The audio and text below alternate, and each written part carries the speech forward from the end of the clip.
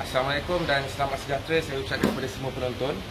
Jadi hari ini kita akan tunjuk cara-cara pemasangan enjin yang sepatutnya.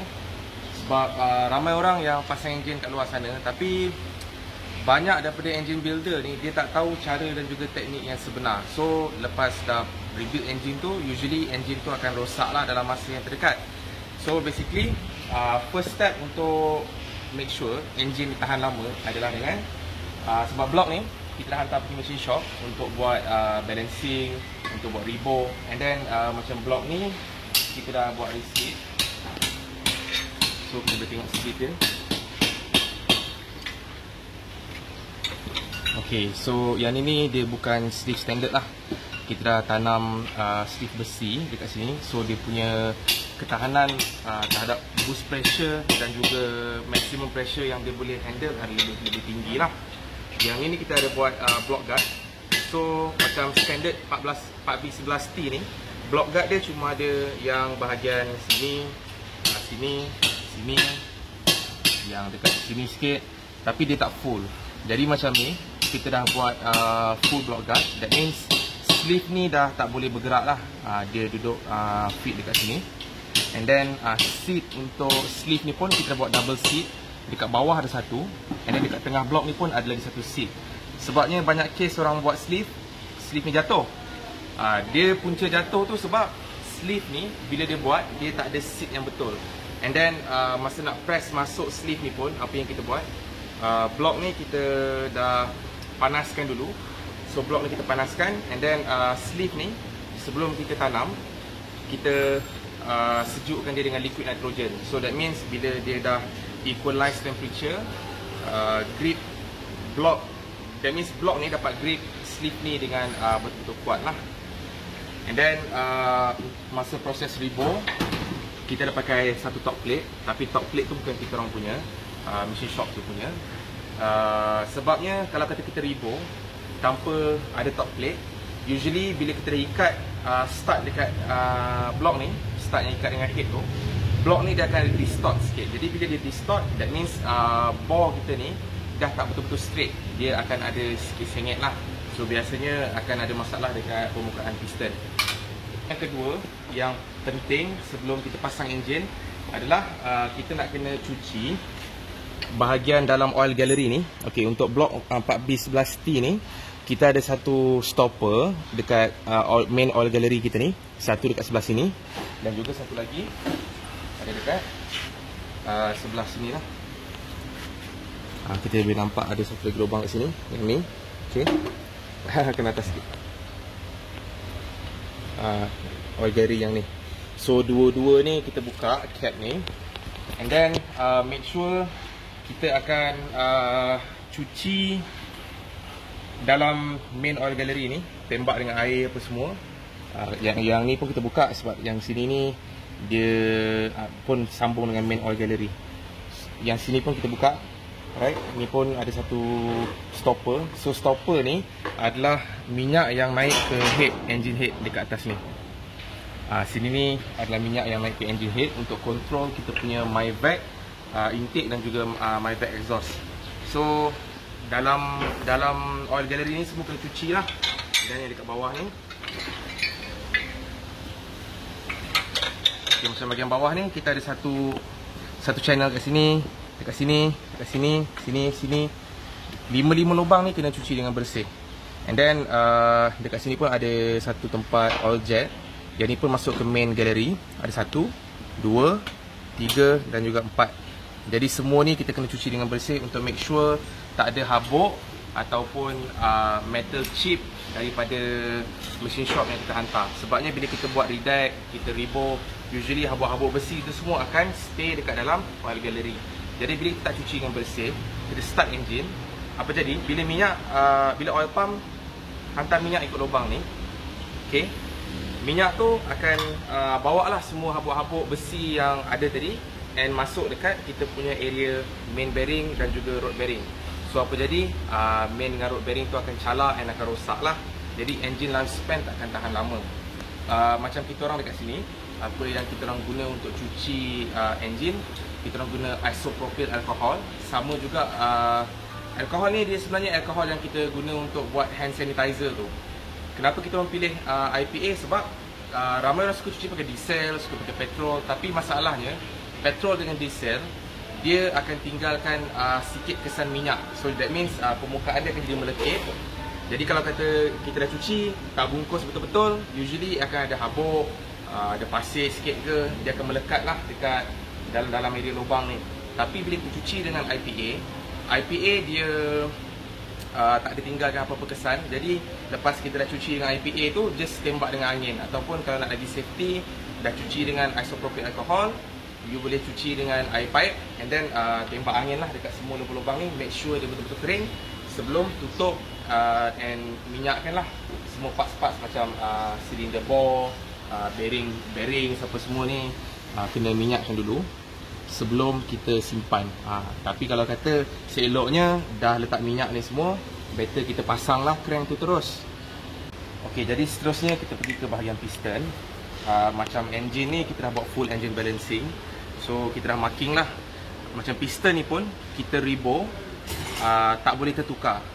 Maksudnya kalau piston ni dah bore untuk silinder nombor 4, jadi kita akan marking nombor 4.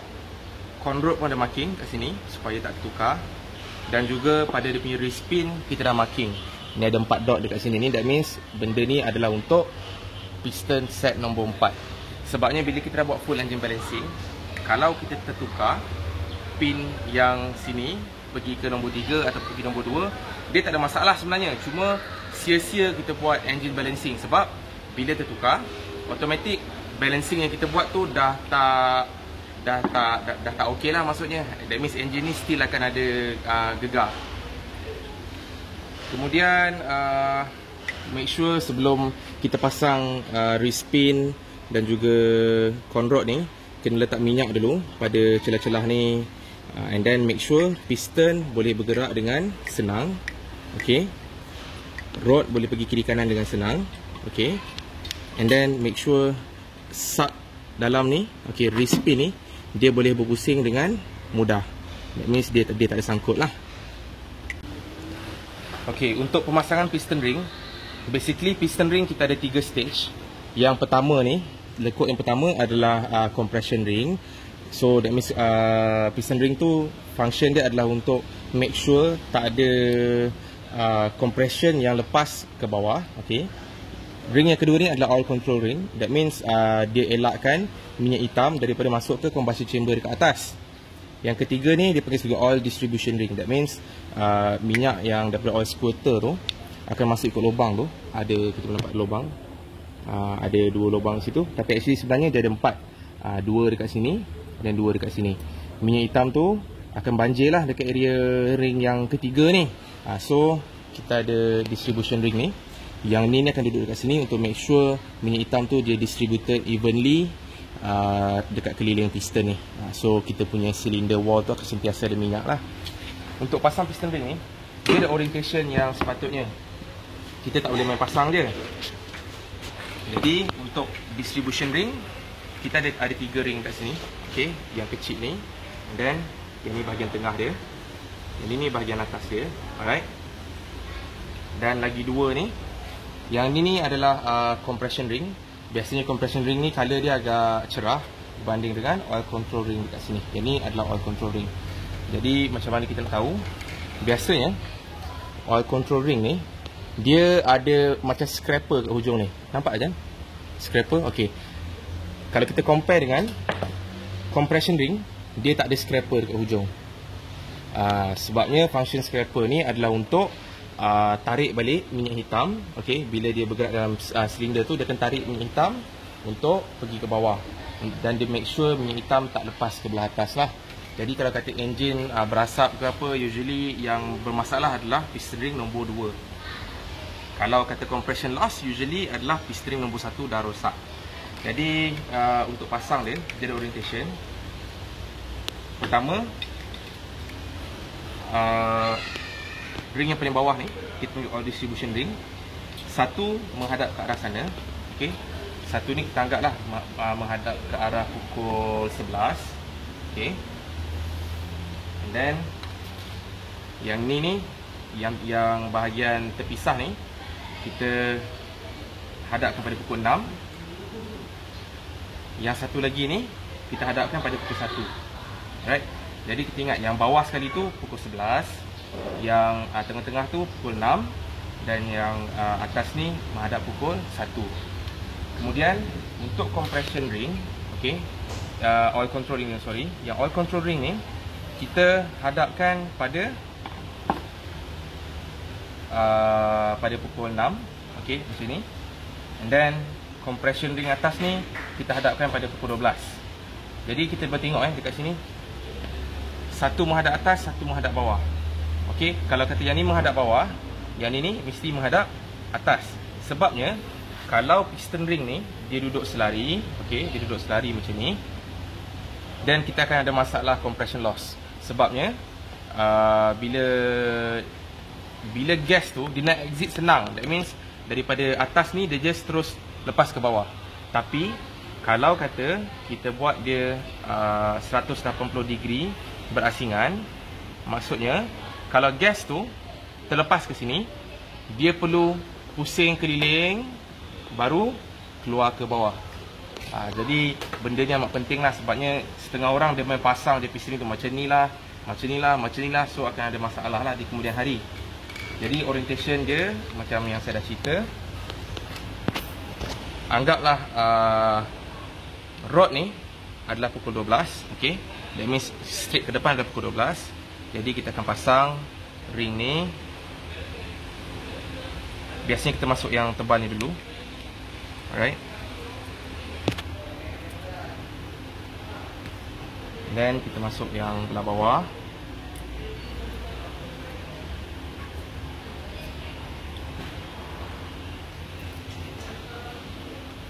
Masuk belah atas. Okey, yang bawah ni ada pada pukul 11 Gap dia dekat sini.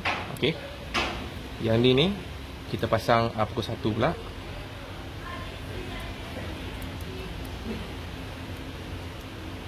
Alright, jadi sini pukul 11, sini pukul 1. Yang tengah-tengah ni menghadap ke sini. Untuk oil control ring ni kita kena ingat scraper dia wajib ke belah bawah. Jadi kita nampak scraper ni adalah belah bawah. So kita pasang pukul 6.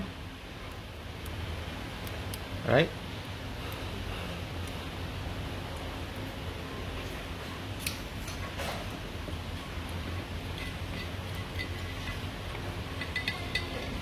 Make sure piston ring ni boleh bergerak dengan mudah. Alright. Tak nak dia ada jam lah. And then the last one, compression ring belah atas kita hadapkan pada pukul 12. Make sure dia punya bahagian atas dengan bawah ni adalah betul Jangan terbalik. Sebab kalau terbalik nanti compression loss ataupun akan berasap enjin. So basically dah siap. Ni pukul 12, pukul 6. Yang bawah sekali ni pukul 11, pukul 1, dan juga tengah-tengah ni pukul 6. Jadi siaplah piston ring. Make sure masa nak masuk ni, okay, piston ni waktu nak masuk dekat kita punya block,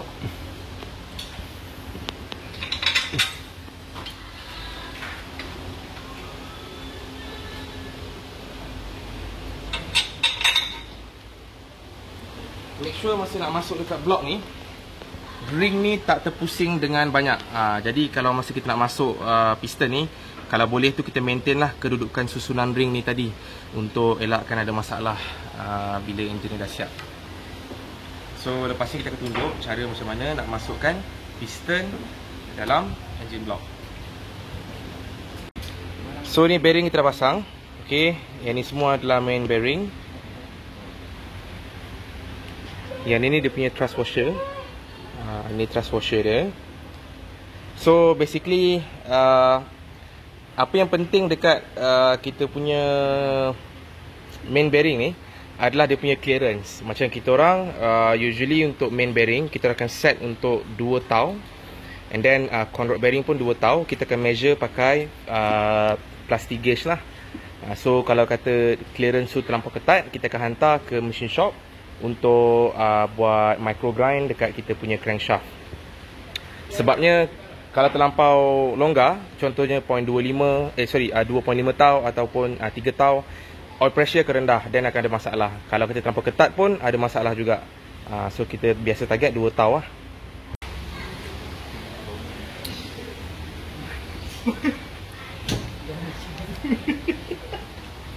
Jadi crank dah masuk.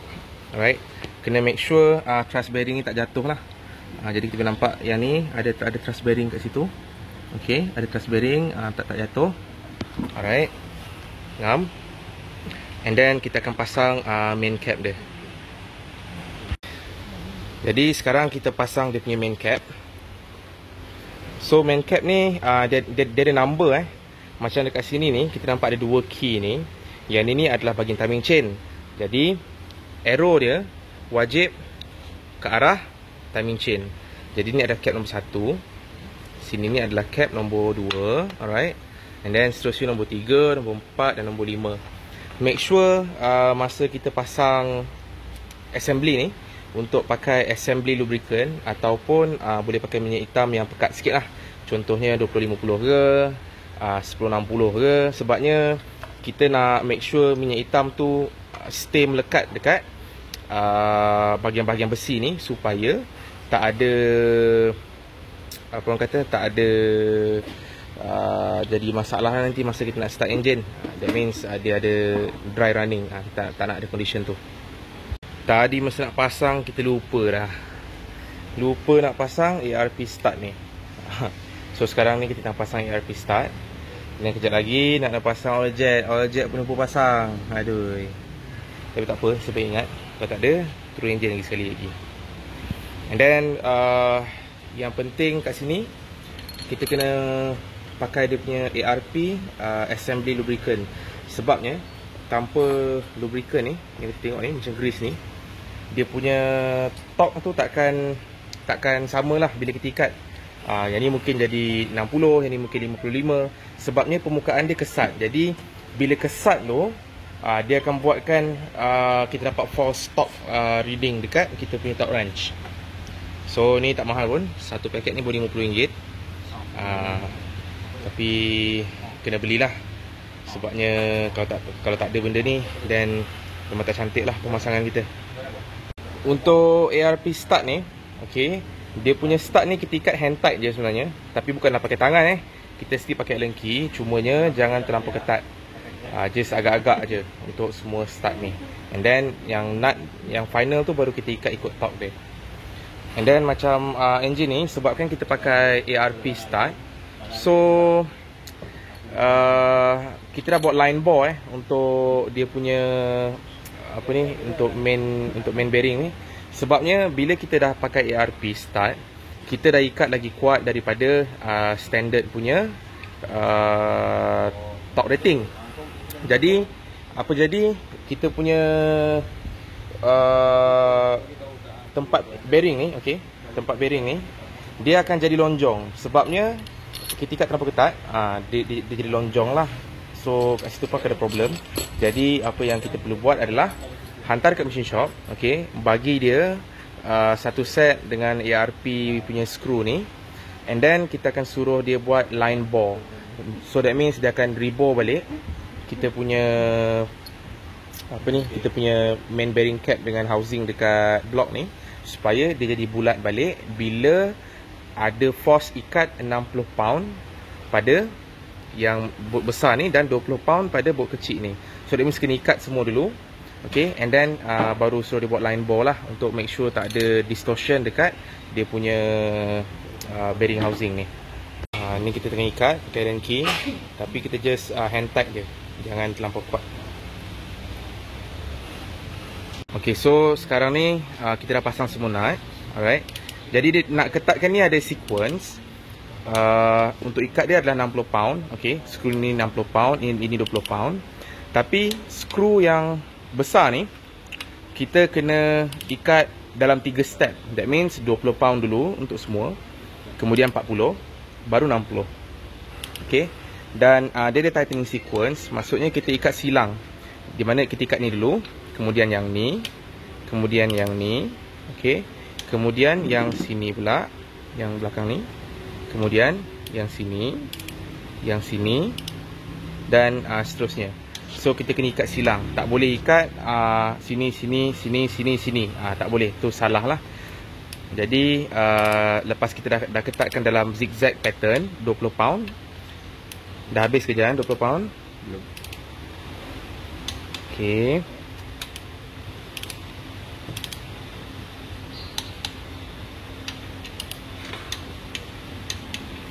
Okey, kemudian sekarang ni semua yang atas ni 10 nut besar ni kita dah ikat 20 pound. Jadi kita akan naikkan rating dia. Okey, jadi 40 foot pound. Bila dah 40 foot pound, then kita akan ketatkan balik ikut zigzag pattern yang sama. Okey, ikut zigzag pattern yang sama. Kemudian 60 pound. So lepas dah ketatkan yang besar tadi, so ni turn untuk ketatkan yang kecil lah. Yang kecil ni kita buat single step je sebab dia 20 foot pound. So just ikat sekali je. Okey, sekarang kita nak pasang piston. Jadi kita tengok kat sini, ni adalah conrod cap conrod cap. Jadi conrod cap ni dia ada dua side, satu yang ada tank ni. Alright. And then satu lagi yang rata. Yang rata ni. Jadi dekat belah conrod pun sama, ada satu yang ada tank, okey. And then satu part lagi yang rata. Jadi part yang ada tank ni kena duduk dekat tempat yang ada tank. Yang rata adalah dekat tempat yang rata. So that means, nampak tak dekat situ? Dia kena bertemu macam tu. Dan dekat tempat yang lagi satu ni, yang rata bertemu dengan yang rata. Tak boleh terbalik sebab kalau terbalik nanti bearing akan berpusing dan enjin akan rosak. Jadi sekarang adalah masa untuk pasang piston. Okey.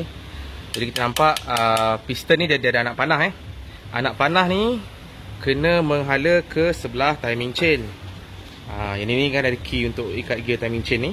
So anak panah tu kena menghala ke arah sana. Dan bila dekat sini timing chain, ini adalah silinder 1, silinder 2, silinder 3 dan juga silinder 4.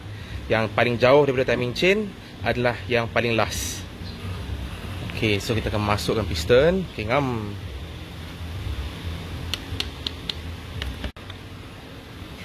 Dah masuk ke? Oh, crankshaft. Tak ada siapa pusing. Oh, terpusing crankshaft.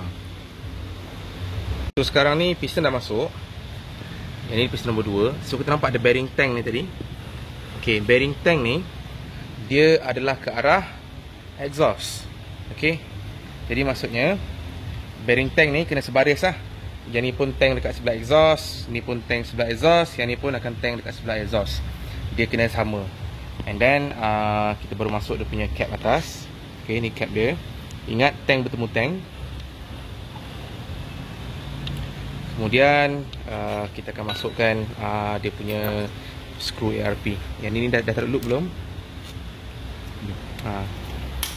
Sama juga. Kita akan pakai ARP punya assembly loop untuk make sure top yang kita ikat tu dah tepat lah. Dia tersapu sikit-sikit ke situ.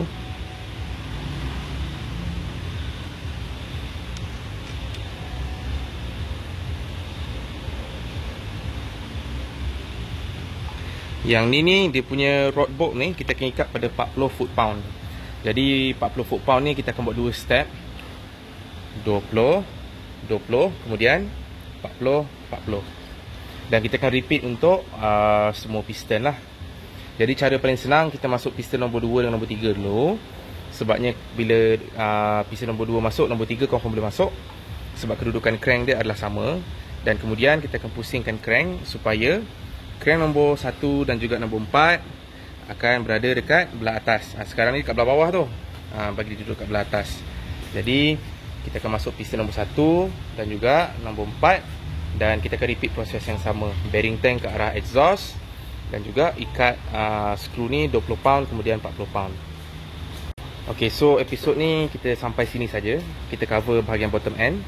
Jadi episod seterusnya kita akan sambung untuk pemasangan oil pump, timing chain, timing gear dengan part-part lain lah, sampailah ke pemasangan engine head. Yang tu kita akan cover pada episod seterusnya. Jadi saya ucapkan terima kasih lah kepada yang menonton video ini sampai habis. Dan saya harap sedikit sebanyak video ni dapat membantu anda dalam menjadi pomen yang berjaya. Terima kasih dan Assalamualaikum.